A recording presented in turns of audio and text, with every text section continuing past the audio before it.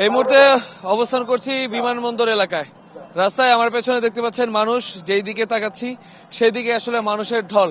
কিছুক্ষণ পর পর আসলে বিমানবন্দর যে রেল স্টেশন আছে সেই রেল স্টেশনে ট্রেনগুলো এসে থামছে এবং বাংলাদেশের বিভিন্ন প্রান্ত থেকে মানুষজন তাদের যে নেতা আজকে বাংলাদেশের প্রত্যাবর্তন করবেন, স্বদেশ প্রত্যাবর্তন, দীর্ঘ প্রায় 18 বছর, দেড় যুগের কাছাকাছি সময় পর সেই নেতাকে বিএনপির ভারপ্রাপ্ত সকাল থেকেই কিন্তু তাকে যেখানে সংবর্ধনা দেওয়া হবে সেই দিকে আসলে এগিয়ে যাচ্ছেন 300 সিটের দিকে।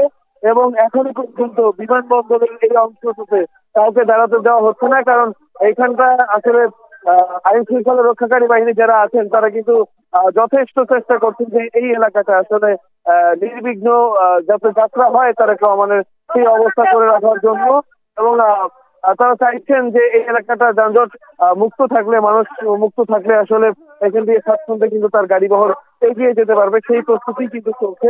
এবং আমরা যেটা দেখেছি নেতাকর্মী যারা আসছেন বিভিন্ন জায়গা থেকে তাদের মধ্যে উচ্ছ্বাস উদ্দীপনা রয়েছে প্রচুর পরিমাণে। তারা কিন্তু তাদের নানা স্লোগান দিয়ে ছোট বড় দলে বিভক্ত হয়ে তারা কিন্তু আসলে ঢুকছেন এবং তারা এগিয়ে যাচ্ছেন।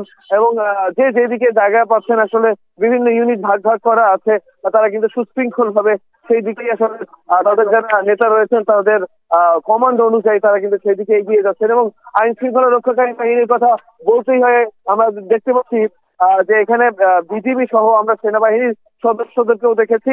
এয়ারপোর্টের গোল চত্বর এলাকার দিকে কিন্তু আসলে বেশ জোরদার রয়েছে আইন শৃঙ্খলা পরিস্থিতি এবং ভেতরের তো আরো বেশি নিরাপত্তা বলয় তৈরি করা হয়েছে। কয়েক স্তরের নিরাপত্তা নিশ্চিত করার জন্য কিন্তু আইন শৃঙ্খলা রক্ষাকারী বাহিনী আপ্রাণ চেষ্টা করে যাচ্ছেন। এবং দেখতে পাচ্ছেন মানুষ তাদের মুখে নানা স্লোগান এবং হাতে দলীয় পতাকা, জাতীয় পতাকা এগুলো নিয়ে কিন্তু আসছেন।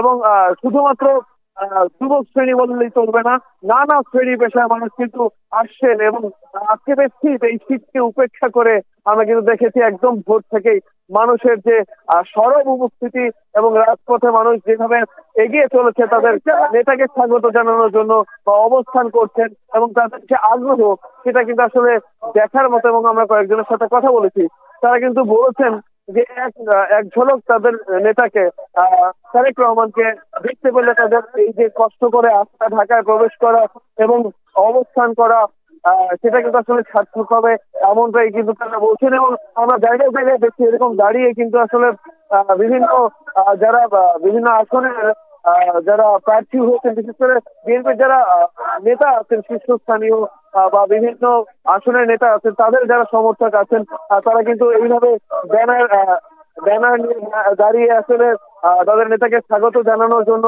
এখানে বিভিন্ন স্লোগান দিচ্ছেন এবং অবস্থান করছেন তারা অনেকক্ষণ যাবত।